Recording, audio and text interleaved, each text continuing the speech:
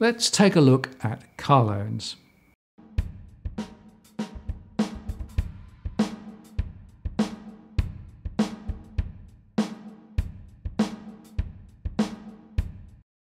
Hello again, I'm Martin North, Principal Analyst at Digital Finance Analytics. It's a pretty short post tonight after yesterday's heroic efforts. The Financial Services Royal Commission has just published an information paper, the third in their series, on car loans ahead of their hearings next week. They say car loans makes up quite a small proportion of new finance commitments, about 4.2% in the last calendar year.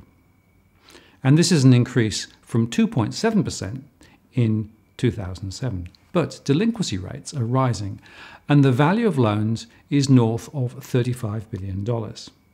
So now let's do a deeper dive into this very significant credit area, remembering, as we pointed out before in an earlier post, that the alternative lending sector is a significant player here.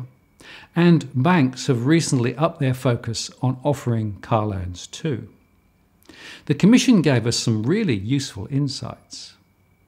For example, Stratton Finance, a finance broker specialising in car financing, notes from its research that in 2017 the average car loan was $39,445. The median loan size was $31,000 and the most popular loan size was $20,000.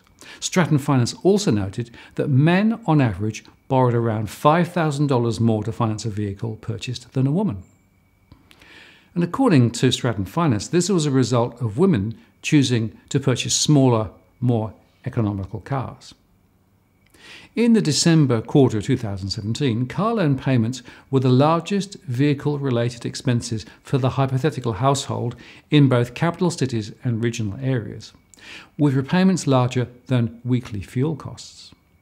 And over the past 10 years, there's been an increase in financing for new motor vehicles and a decrease in financing for used motor vehicles. ACA Research has noted that, based on its survey data released in 2016, around a third of buyers browsed a finance broker website and 16% of buyers used a broker to secure financing. ACA Research also showed that consumers who obtained car loans spent time considering their options before visiting a dealership. 81% of consumers researched finance options online. 76% of consumers considered their finance options prior to test driving a vehicle. And 51% of consumers chose a lender prior to visiting a dealership. Roughly 90% of all car sales are arranged through finance, of which around 39% are financed through a dealership and around 61% are financed from other sources. Profit margins for car dealers rely not only on car sales, but on ancillary services, including the sale of finance and insurance. And the ACCC notes that aftermarket services can often contribute significantly to manufacturers and dealers' overall profitability, noting that dealers will be willing to sell some goods and services with a lower markup, including new cars, if this means they can sell more high markup services such as parts, insurance, and finance. And according to ASIC, car dealers have two main sources of finance-related income from a sale. Either they receive a range of financial benefits from lenders, including upfront commissions for individual loans, volume bonuses according to the level of business arranged with a lender, and soft dollar benefits, which are benefits received other than on a basic cash commission or direct client fee basis. Alternatively, deals can charge the consumer a dealer origination fee for assisting in the provision of the finance. On the 7th of September 2017, ASIC banned flex commissions in the car finance market. Now, flex commissions are paid by lenders to car finance brokers, typically car dealers, allowing the dealers to set the interest rate on the car loan. The legislative instrument set by ASIC operates so that the lender, not the car dealer, has responsibility for determining the interest rate that applies to a particular loan. Lenders and dealerships have until November 2018 to implement this commission arrangement that comply with the new law. For the calendar year 2017, new finance commitments for motor vehicles totaled around $36 billion, but this excludes commitments of revolving credit. An aggregate revolving credit figure is published by the ABS, but it's not attributed to purpose, such as the purchase of motor vehicles.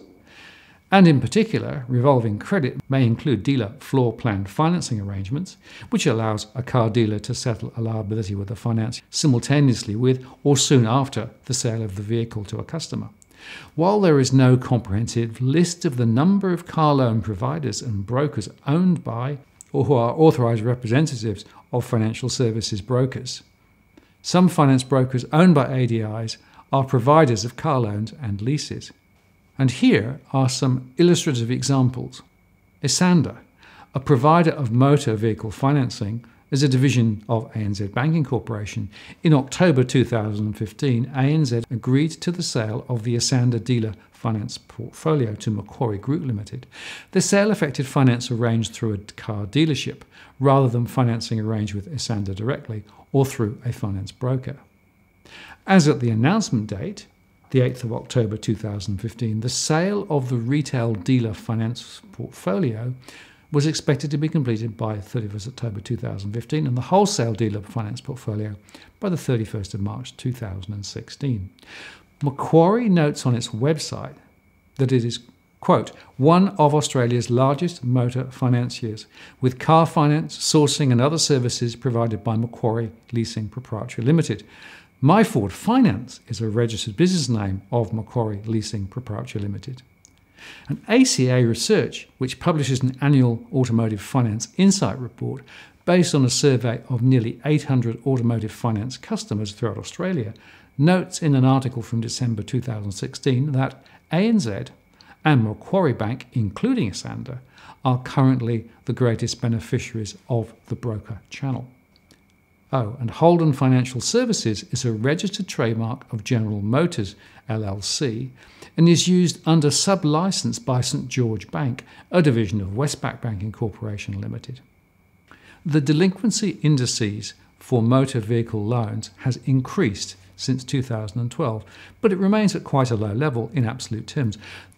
The 30-day past due arrears rate has increased to 1.6% of loans to the end of June 2017, and 60-plus days past arrears has increased to 0.8% of loans by the end of June 2017. Both indices, according to Fitch Ratings, have reached record quarter-end levels. And Fitch expects increased losses in the September quarter 2017, reflecting rising arrears over the past 9 months. And so, in summary, this is a very significant element in overall household debt. And it's worth reflecting on the fact that in the UK, the Bank of England is concerned about the rate of growth in car loans and the risks they represent. And I think we can draw the same conclusions here. If you found this useful, please do like the post and add a comment or a question. I read them all.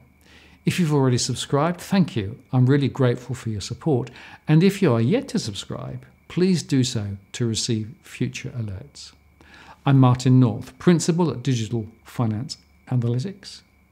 Many thanks for taking the time to watch.